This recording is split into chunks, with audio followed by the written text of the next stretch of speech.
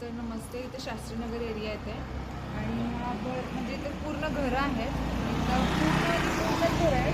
एक पण असं खाली जागा दिसणार नाही तुम्हाला. आणि इकडे असं साप आला आहे आणि तुम्ही बघितलं काय? तुम्ही बघितलं तर हे बघा. मग भीती वाटली असेलच की.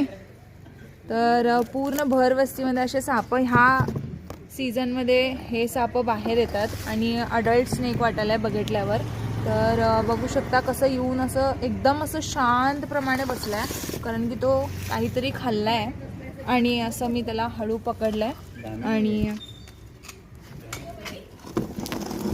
बघू शकता 4 वर्षाचा वगैरे हा साप असू शकतो. आणि हा असंच करून शेपूट वगैरे कट करून घ्यायला बघत असतो. तर मी ह्याला असं स्टिकची यूज करायला लागलो आहे, कारण असं जास्त करून तो माझ्या हातातून निसटायला लागला आहे. तर हे बघा असं असं करूनच तो कट करून घेतो. तर मी ह्याला केवढं वरती पकडले तरी पण आतमध्ये खाली पकडले तरी पण हा असं करायला लागलाय. आणि असं करूनच शेपूट कट करून घेतो आणि घाण वास सुद्धा सोडतो. तर थोडंसं काळजी घ्या. आणि हा सापाची हीच खासियत आहे.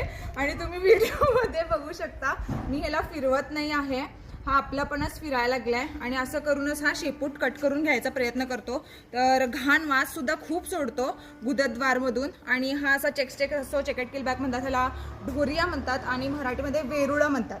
म्हणजे हा पाण्यातला साप आहे आणि अडल्ट स्नेक आहे. 4 वर्षाचा वगैरे असू शकतो आणि असं घाण वास आणि घाण सोडतो. तर धन्यवाद. तुम्हाला व्हिडिओ कसा वाटला नक्की सांगा आणि लाईक शेअर कमेंट नक्की करा.